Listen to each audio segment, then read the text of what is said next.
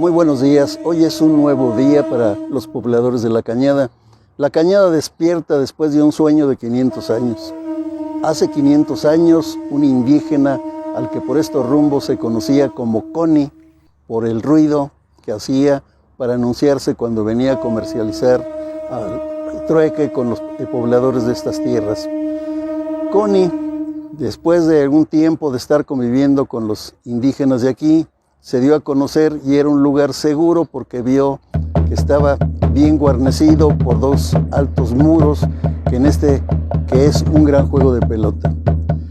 Cuando llegan los españoles empieza un desplazamiento de toda la nación indígena de lo que sería la Nueva España después de la conquista de 1521. Cuando empieza esta conmoción, empieza el desplazamiento de los indígenas y uno de ellos es Coni, que escoge algo que ya conocía para poner a salvo a su familia y llega aquí con siete familias y empiezan a poblar unas cuevas que existen por el rumbo del Socavón. Pasa un tiempo donde después su hijo rescata parte de la historia, su hijo Diego, que llegó a ser también, al igual que su padre, gobernador de Querétaro, gobernador del pueblo de indios. Rescata en 1582 de que su padre llegó a estas tierras, se refugió y que comía, cazaba y recolectaba y cubría su cuerpo con las pieles de los animales que cazaba. Este tiempo que estuvo conviviendo con los indígenas de aquí, pues fue un tiempo fundamental porque fue más confianza que hubo y cuando decide retirarse se va hacia el rumbo de Tlaxcala, donde conoce al conquistador Hernán Cortés y por alguna situación especial le dan el nombre del conquistador,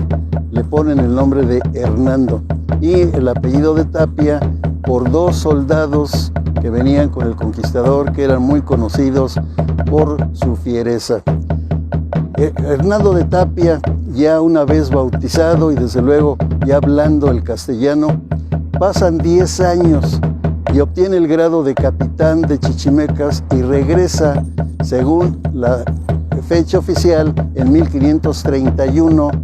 a reencontrarse con sus familiares, con sus conocidos, y acuerdan con Don Lobo y Don Coyote, los que lo reciben, desde luego como amigo, en el Cerrito Colorado con un mole y con una barbacoa. Acuerdan para que los pueblos vecinos no vieran que eran cobardes, concertar una batalla simulada, sin armas, y que era a puñetazos, a patadas, a mordidas, como decían antes. Esta conquista se facilita porque, pues desde luego, eran conocidos, eran familiares, y de ahí parte la leyenda fundacional que después don Isidro Félix Espinosa se encarga ya de concretar, dando el día 25 de julio como el día oficial de la fundación de Querétaro, pero hay que tener en claro que ese Querétaro se inicia aquí en La Cañada, aquí nace en La Cañada,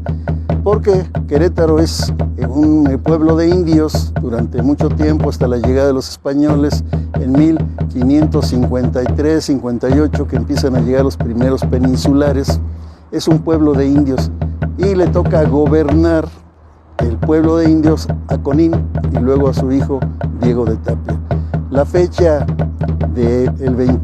1521 para los pobladores de La Cañada está en la memoria y el día de hoy nos encontramos en el Cerro del Baptisterio y en el Cerro de San Pedro, donde los grupos que preservan la danza, que es algo muy simbólico y muy de este pueblo, con el cual rinden tributo a sus santos, a la gran fe que hay aquí en el pueblo de La Cañada, entre ellos al apóstol Santiago, al que escogieron como santo protector. El hecho de que se llame San Pedro de La Cañada fue el nombre que les impusieron los conquistadores, pero ellos escogieron a un santo que los cuidara.